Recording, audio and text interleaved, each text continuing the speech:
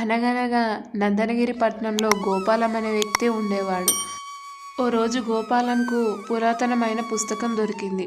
ఆ పుస్తకాన్ని అటూ ఇటూ తిరగేసి ఒక పేజీ దగ్గర ఆగి ఆ పేజీని చదువుతాడు. ఆ పేజీలో గంగానది ఒడ్డున ఓ ప్రాంతంలో మహిమలున్న రాళ్ళు ఉన్నాయని, ఆ రాళ్ళు స్పర్శకు వెచ్చగా ఉంటాయని, వాటితో ఏమి తాకినా అది బంగారం అవుతుందని అక్కడ రాసి ఉంటుంది. అది చదివిన గోపాలం వెంటనే అక్కడికి చేరుకుంటాడు. ఒక్క రాయి దొరికినా అతడి జీవితం మారిపోతుందన్న ఆశ అతడిది. నది ఒడ్డున వారం రోజులు వెతికిన గోవిందయ్య ఆ రాయిని గుర్తించలేకపోయాడు. అలా వెతుకుతూనే ఉన్నాడు. అలా 2 వారాలు గడిచాయి.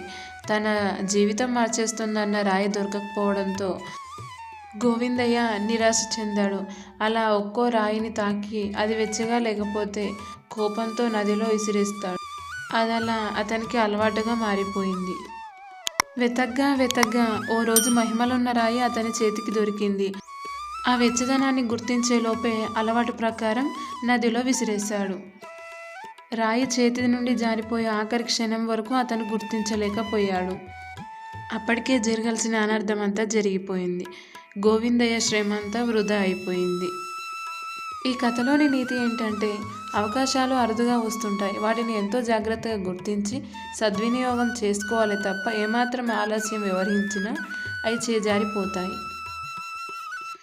మా స్టోరీస్ మీకు నచ్చినట్లయితే ప్లీజ్ లైక్ చేయండి, సబ్స్క్రైబ్ చేయండి.